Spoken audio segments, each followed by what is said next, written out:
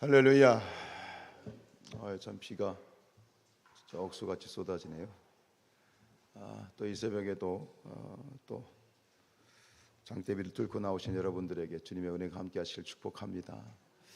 자, 오늘 이제 느헤미야서, 우리가 이제 이 앞에서 읽었던 에스라, 그리고 느헤미야, 그리고 뒤에 읽게 되는 에스더, 이 세 가지가 공통점은 모두 다 포로 귀환, 그러한 시대의 역사를 다루고 있다는 공통점이 있어요. 그러니까 에스더서도 이 포로 귀환 시대, 아직 독립하기 전에 포로 귀환 시대의 사건이지요. 오늘 느헤미야 하면 아마 조금 기도 좀 한다라고 하시는 분들이면 뻗뜩 아주 친숙한 이름이지요. 느헤미야의 기도는 어떤 기도로 대표되죠? 소위 말하는 구국기도, 그러죠? 나라와 민족을 위한 기도의 상징처럼 되어 있는 것이 오늘 이 느헤미야의 기도이잖아요. 자, 오늘 에스라서는 계속 반복적으로 말씀드렸습니다만 바벨론 포로로 잡혀갔던 이스라엘 백성 70년 만에 이제 귀환한 1차, 2차 포로 귀환에 대한 역사였다면, 오늘 이제 느헤미야는 제 3차 포로 귀환에 대한 그런 이야기를 보여주고 있지요. 특별히 이 3차 포로 귀환 이후에 BC 444년 3차 포로 귀환 이후에 이제 성경에 나와 있지 않은 역사, 즉 400년, 예수님이 오시기 전 400년 전까지의 역사를 이제 보여주고 있는데, 좀 이 포로 귀환의 역사와 함께 3차 포로 귀환과 함께 중요한 어떤 역사적인 사건은 뭐냐면 예루살렘 성벽 재건에 관한 역사입니다.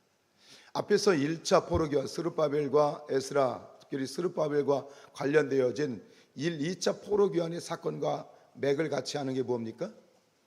무슨 사건? 예루살렘 성전입니다.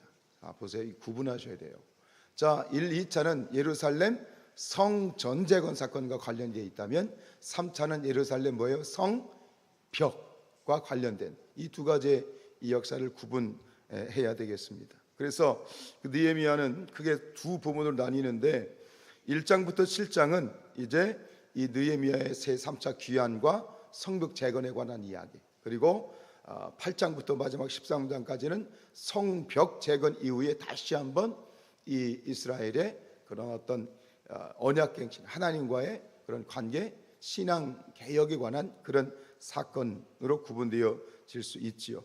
자, 오늘 1장으로 들어가면 이제 그 사건의 발단이 되는 느헤미야 중심 인물과, 그리고 이제 느헤미야가 지금 이 바벨 페르시아죠, 바사에 있어지는데, 오늘 내용을 보면 우리가 알 수 있는 것처럼 느헤미야는 보통 사람이 아니었습니다. 그러니까 일반 시민으로, 일반 백성으로 파사에 있는 것이 아니라 아주 고위관직자로, 그것도 어찌 보면 이 파사의 제2인 자격이 될 수 있는 그런 신분을 가진 아주 고위관직자로 지금 이 왕궁의 수산성에 거하고 있는 것이죠.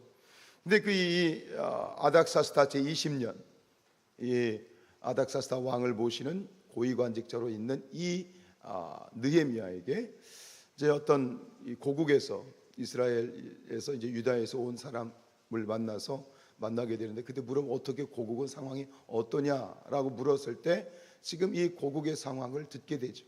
그리고 그 얘기를 듣고 이 느헤미야가 몇 날 며칠을 울며 금식하며 하나님께 매달려 기도하게 되는 그 이야기를 듣게 되는 거예요. 그건 뭐냐면, 그리고 한마디로 이래요. 지금 이 나라가 아닙니다. 나라 꼴이 아닙니다. 그러면서 이 성벽에 대한 이야기, 성벽은 회파되어 있고 백성들은 정말 오갈 데 없이 그런 어쩜 아주 피폐해진 그런 고국에 대한 이야기를 접하게 되죠.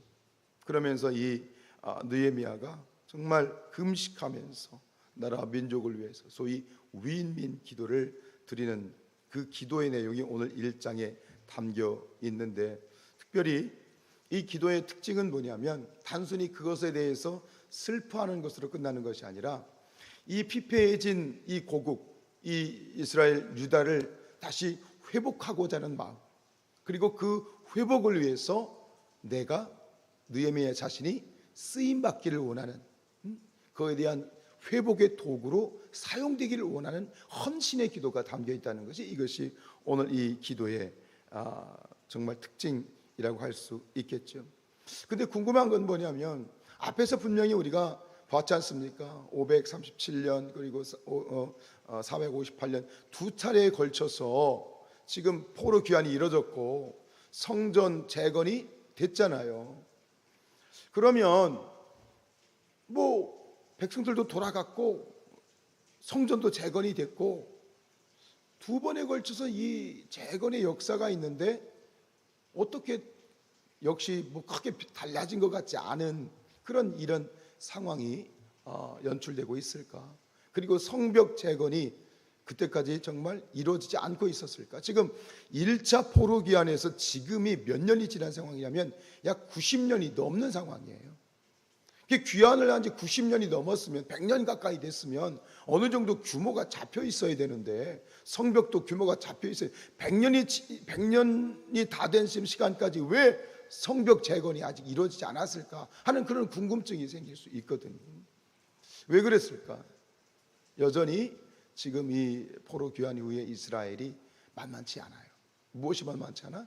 적들의 공격이 만만치 않아. 지금 이 성전 재건도, 수르바벨이 시작한 성전도 몇 년 만에 재건이 됐죠. 이게 몇 년 만에? 시작한 지 20년이요. 이 성전도 성전 재건을 시작한 지 20년 만에 결국 성전이 지어졌잖아요. 그러니까 이 사마리아 사람들의 공격의 방해에 의해서 그리 이제 지체가 됐는데, 근데 이 성벽 재건은 또 다른 문제였던 거예요. 그래서 성전은 그냥 그래 너희들 신앙이니까 뭐 믿음이니까라고 그냥 그렇게, 사실 사마리아 사람들이 공격을 했지만 사실은 이 성벽에 대한 이 재건에 대한 공격과는 비교가 안 됐어요, 사실은. 그러니까 아주 이 성벽을 재건하려고 했을 때 이것은 정치적인 문제거든요. 이게 성벽이 재건됐다라고 하는 건 뭔가 정치적으로 독립하는 성격이 있기 때문에 이 부분에 대해서 지금 아주 강력하게, 아주 집요하게 저 사마리아 사람들이 이 성벽 재건을 방해한 거예요. 성전 때와는 비교가 안 될 정도로 강력하게 방해를 했고, 그리고 그것에 대해서 이제 잘못된, 거짓된 그러한 이제 거짓된 고소를 받아들여서 이 성벽 재건을 중단시킨 사람이 누구냐면 바로 지금 나와 있는 이 사람 왕 누구요? 아닥사스다예요. 지금 이 느헤미야가 모시고 있는 이 아닥사스다 왕이 성벽 재건을 중단시킨 사람이에요. 그리고 지금 시간이 이렇게 흘러서 결국은 지금 이 지경에까지 이르렀고 그 소식이 들려왔는데, 또 공교로운 거는 또 느헤미야를 보내서 그 성벽 재건을 시킨 사람도 누구다?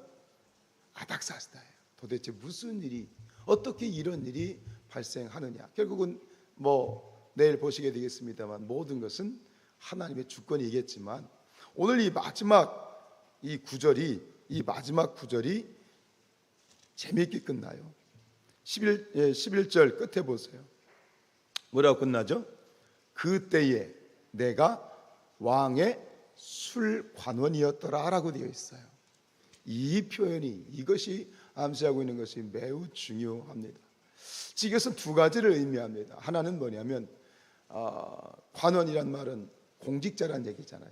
그러니까 내가 내 마음대로 무엇인가를 결정할 수 있는 그러한 그 의사가 없는, 매여 있는 그러한 국가의 녹을 먹는 관직자다라고 하는 의미도 있지만, 두 번째는 술을 맡은 관원은 어떤 사람입니까?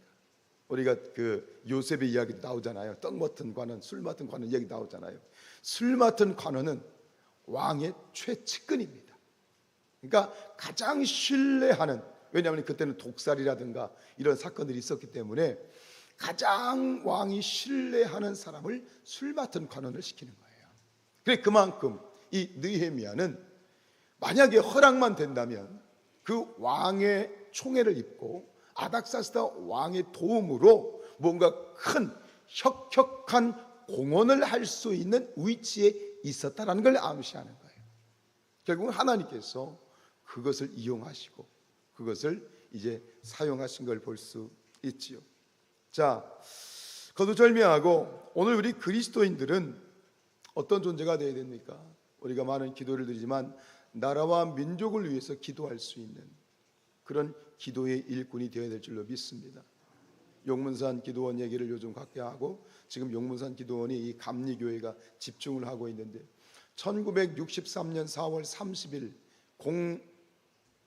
0시부터 시작된 구국재단이 지금 오늘까지 한 시간도 빠짐없이 60년 동안 이 용문산에서 구국재단이 쌓여져 있다는 사실을 저도 듣고 참으로 놀랍고 너무 감사했습니다. 여러분, 이 나라의 민족, 이 시대도 그렇지만 지금 전 세계적으로 이 대한민국의 위상이 장난이 아니죠. 그렇죠? 지금 뭐 보니까는 이 한글 학과가 여기저기에서 한글이 그렇게 인기가 있고 뭐 K-팝, K-문화, K-영화, K-음식 하다못해 술까지. 그러니까 한국에 있는 모든 것들이 지금 전 세계 주목의 대상이 되고 있어요. 그럼 이때 어찌 보면 지금 이 시대가 이 마지막 시대 가운데 다시 한번 이 대한민국이 동방의 예루살렘을 회복해서 이제는 K-신앙, 한국의 신앙, 한국의 기도, K-믿음, 어찌 보면 이것도 역시 이 모든 흐름을 통해서 이 역사 가운데에서 강력하게 영향력을 발휘할 수 있는 그런 모든 분위기가 무르익어 있지 않은가 생각이 듭니다. 여러분, 이 나라가 이렇게 복받은 것은, 이 나라는 말이죠, 6.25 전쟁 이후에 이렇게 세워질 수 있는 것은 뭐예요? 기도로 세워진 줄로 믿습니다. 기도의 민족이에요. 그때부터 끊임없이, 지금도 마찬가지죠. 용문산뿐만 아니라 여기저기에서 이 구국재단을 쌓는 나라가 과연 있을까? 나라와 민족을 위해서 금식하며 기도하는 나라가 과연 그런 신앙을 가진 나라가 있을까? 아직까지 저는 보진 못했습니다. 금식하면서 나라와 민족을 위해서 기도하는 이 민족이 얼마나 하나님 보시기에 귀한 그런 느헤미야의 기도이겠습니까? 여러분, 우리가 여전히 앞으로 우리 자녀들에게, 지금 우리가 살아가는, 우리가 기성세대이지만 앞으로 시대를 살아가는 우리의 자녀들도 역시 우리보다 더 큰 축복과 풍요와 번영을 누리는, 특별히 믿음의 그러한 번영을 누리는 그런 이 나라가 되어야 될 줄로 믿습니다. 그러면 무엇이 필요합니까? 지금 우리가 우리의 다음 세대를 위해서 이 나라와 민족을 위해서 기도하는 그 기도가 필요하지요. 아멘이지요. 여러분, 새벽마다 기도하실 때 특별히 성산의 기도의 사역자들로서, 기도의 일꾼들로서 꼭 나라와 민족을 위해서 꼭 함께 기도하는 느헤미야의 기도의 일꾼이 될 수 있기를 주님의 이름으로 축복합니다.